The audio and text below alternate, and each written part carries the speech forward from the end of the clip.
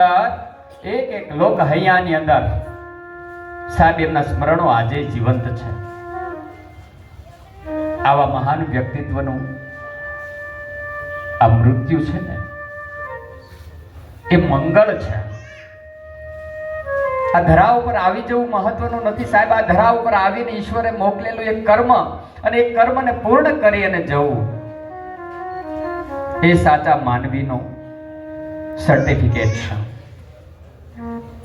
હજારો સંસ્થાઓ, લાખો લોકો આજે પણ એક એક ધબકારાની અંદર એ સ્મરણોને વાગોળી રહ્યું છે.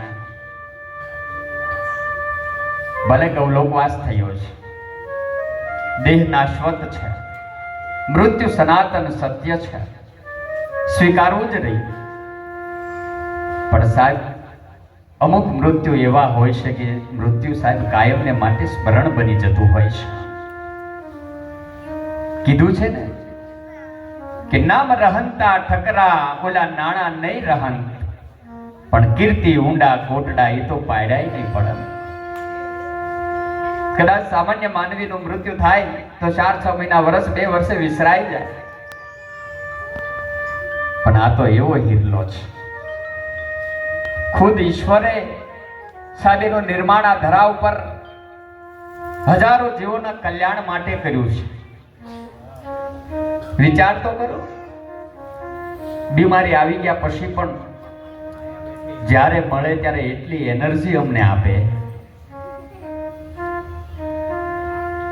આપણને એમ થાય કે વાહ ઈશ્વર,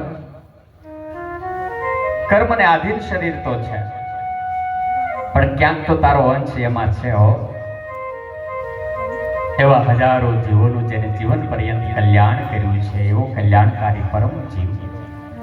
આજ એની પાછળ આપણે તો એના સ્મરણોને વાગોળી શકીએ સાહેબ, એની ઉર્જા લઈ શકીએ.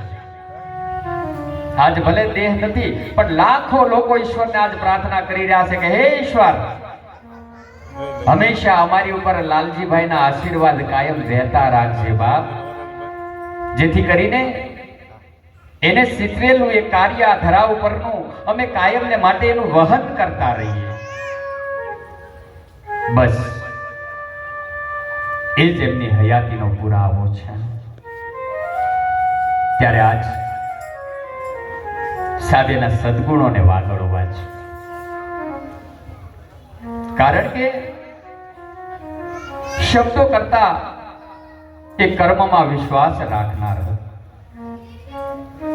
અને સેવામાં જીવન સમર્પિત કરનાર, ખૂબ સાદગીમાં એમની મહાનતા બતાવનાર એક પૂજનીય જીવ આજે સ્મૃતિ રૂપે આપણા સૌના હૈયામાં વસ્યું છે બાપ.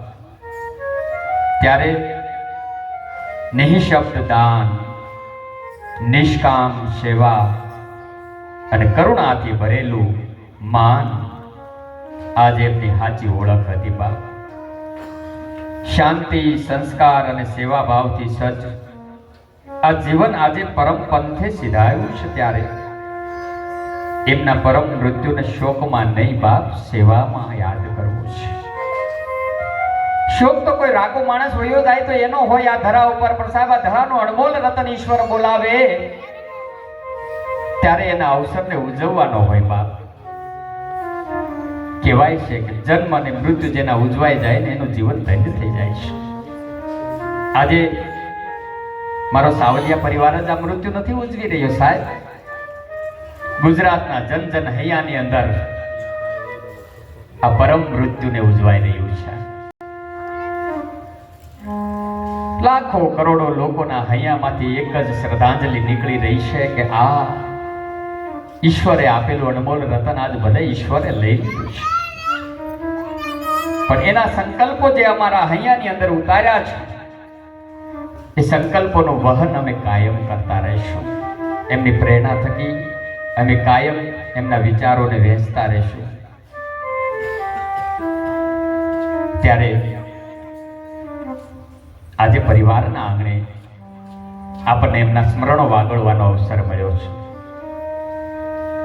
પણ સાહેબ કદાચ એક માનવ તરીકે આવીએ છીએ અને ધરા છોડીને વયા જાય છીએ ને ત્યારે કદાચ આપણો પરિવાર, આપણા સગા સંબંધી, સ્નેહીજનો પૂરતું સીમિત હોય છે.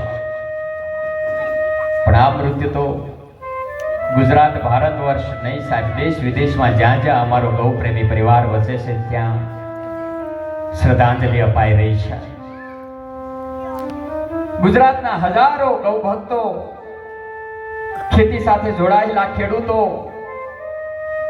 સાહેબ એ તારીખની રાહ જોઈ રહ્યા છે કે જે તારીખે અમને આ મૃત્યુ ઉજવવાનો અવસર મળવાનો છે. ત્યારે સમસ્ત લાલજીભાઈની પ્રેરણાથી પોતાના જીવનને ધન્ય કરી શક્યા છે એવા લાખો લોકો તારીખ 19/12/2025 ની રાહ જોઈ રહ્યા છે. ન ભૂતો ન ભવિષ્યથી, કદાચ ક્યારેય કોઈના મૃત્યુ પાછળ આવો અવસર નહીં ઉજવાનો હોય, એવો અવસર ભવ્ય ઉજવાવા જઈ રહ્યો છે, જેમાં ભજન સંધ્યા હશે. અને સાચી શ્રદ્ધાંજલિ તો ત્યારે જ કહેવાય કે એક જીવની પાછળ અનેક જીવો જીવી જાય. ગૌ સેવા સાથે માનવ જિંદગીઓને બચાવવાનું કામ કરી, રક્તાંજલિ અર્પણ કરી, મેગા બ્લડ ડોનેશન કેમ્પના માધ્યમથી સાહેબ કદાચ હું એમ કહું કે ભવિષ્યમાં કદાચ આવું ભવ્ય આયોજન થયું પણ નહીં હોય ને થઈ પણ ના શકે. કારણ કે એક એક હૈયામાં આ પોતાનું કાર્ય છે. ત્યારે 19/12/2025 મહા બ્લડ ડોનેશન કેમ્પનું આયોજન દેવી ફાર્મની અંદર રાખવામાં આવ્યું છે. દરેક સ્નેહીજનો પધારશો.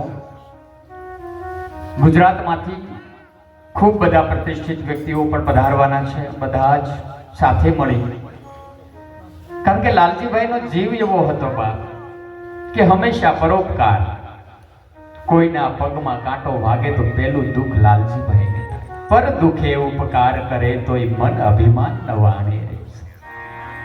અમને લાગે નહીં અમારા વડીલ હતા, એક કૃષ્ણની જેમ મિત્ર બનીને ખંભે હાથ મૂકીને એમ કહેતા હો તો હું નમાણો થઈ ગયો છું, તું તો ગાયનો ગોવાળ છે, તારે થોડું મૂંઝાવાનું હોય.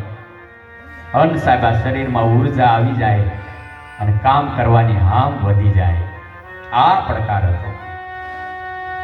ત્યારે આજ એ દિવ્ય આત્માની પાછળ હજારો જીવોનું કલ્યાણ થાય એવું કાર્ય કરનારી સંસ્થા જૈન સમાજ સુરત મારા સાવલિયા પરિવારને સ્મરણ સંદેશ પાઠવે છે.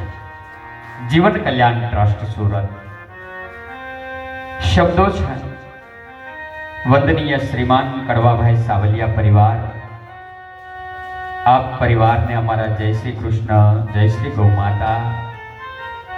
ગૌલોકવાસી શ્રીમાન લાલજીભાઈ સાવલિયા સમગ્ર સજીવ સૃષ્ટિના કલ્યાણ મિત્ર અને કલ્યાણ મિત્રના સ્વરૂપથી માનવ જીવન મહેકાયું છે જેમણે, એવા શ્રીમાન લાલજીભાઈએ અમારા સંદેશને માનવ, પશુ, પક્ષી, જળચર, જીવજંતુ, જંગલ, જમીનની જિંદગીઓને બચાવો, સેવા કરો, શાકાહારી બનો, આર્ય સંસ્કૃતિનું જતન કરોના ધ્યેયને હાસિલ કર્યું છે.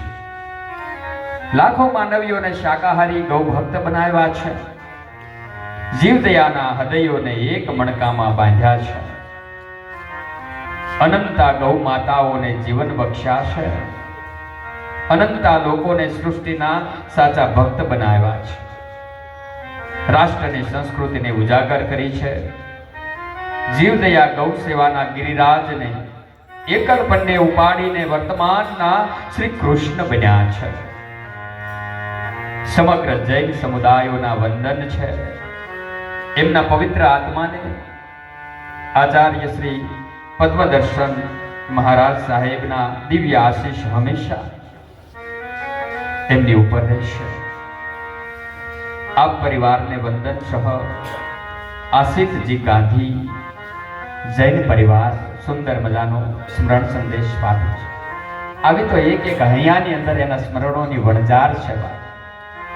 ત્યારે તમારો રાજીપો પણ ગૌ સેવા માટે આજ પૂજ્ય લાલજીભાઈના આત્મમોક્ષાર્થે અર્પણ થયું છે.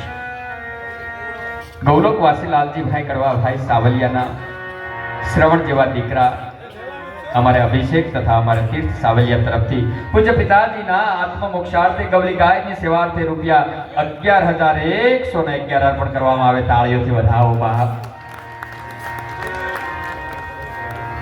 એવા જ પૂજ્ય ગૌલોકવાસી લાલજીભાઈના ભાઈ અમારે હિંમતભાઈ કડવાભાઈ સાવલિયા પરિવાર તરફથી 5100 રૂપિયા અર્પણ થયા છે. એવા જ ગૌલોકવાસી મેઘજીભાઈ કરશનભાઈ સાવલિયાના પરિવાર તરફથી 5100 રૂપિયા અર્પણ થયા છે. 2100 રૂપિયા અમારે ગૌ પ્રેમી ઉકાભાઈ મોહનભાઈ સખરેલિયા પરિવાર તરફથી અર્પણ થયા છે. કોઈ પણ કદાચ આજના અવસરે દાન પુણ્ય અર્પણ કરવું હોય તો અમારા ગૌ સેવકોને બોલાવશો અને એ લખાવી દેશો.